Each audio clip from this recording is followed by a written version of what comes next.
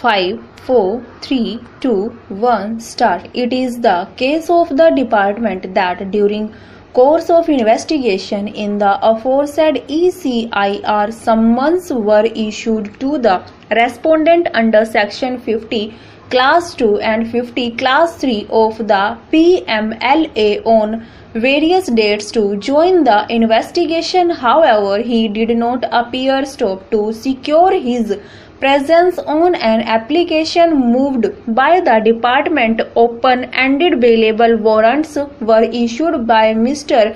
Naresh Kumar Malhotra, Special Judge, New Delhi. Wide order dated 12/1/2018. Stop.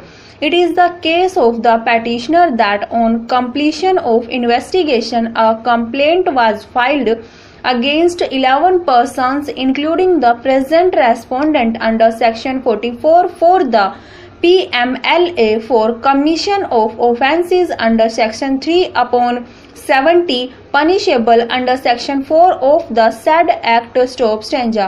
As per the records of the present case, the present respondent arrived in India at Netaji Subhas Place Airport, West Bengal on the night of 13/2/2023 at 23:15 hours. Stop. In view of the open-ended non-bailable warrants, a lookout circular was in operation and the respondent was detained at the said airport. Stop. Subsequently, said non-bailable warrants were executed by the respondent on 14/2/2003 at 21 hours versus the respondent was produced before the Learned Special Court on 15/2/2023 and was sent to judicial custody. Stop. Before proceeding further, it is noted that preliminary objections to the maintainability of the present petition was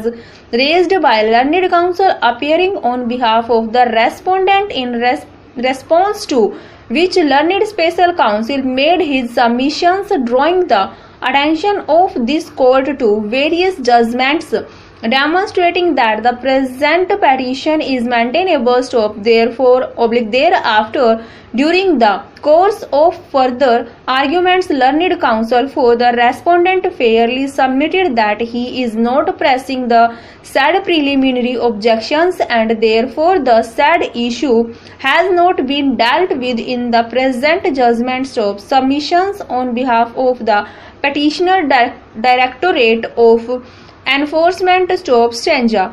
The short and important question that arises for consideration is whether the agency is justified and empowered to apprehend, arrest the accused and seek his custody, remand here in the given facts and circumstances of the case, particularly when the agency is aware of the fact that a complaint case as referred above has already been filed by the department through its competent officers and summons for the appearance of the accused Sri Dev Inder Bhalla along with other accused to attend the trial of the case has been issued by the court and are in existence. Stop. Stanza.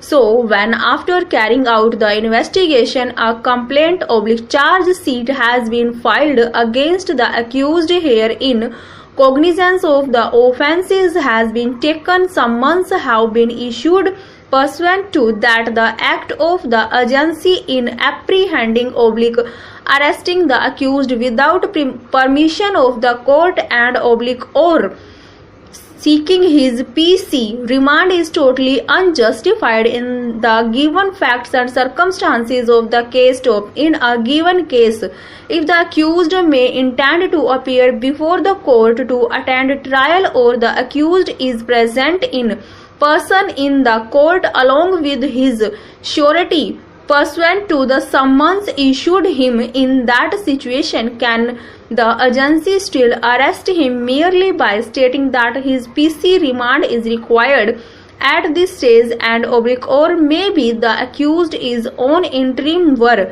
taken prior to filling of the charge sheet complaint case on which cognizance has already been taken, and the said accused has been summoned by the court pursuant thereto, and still arrest him and seek his PC, I would absolutely say no, stop. It is not justified and permissible as per the provisions of the CRPC, stop. It is only judicial custody thereafter in the facts and circumstances of each case, stop. Over.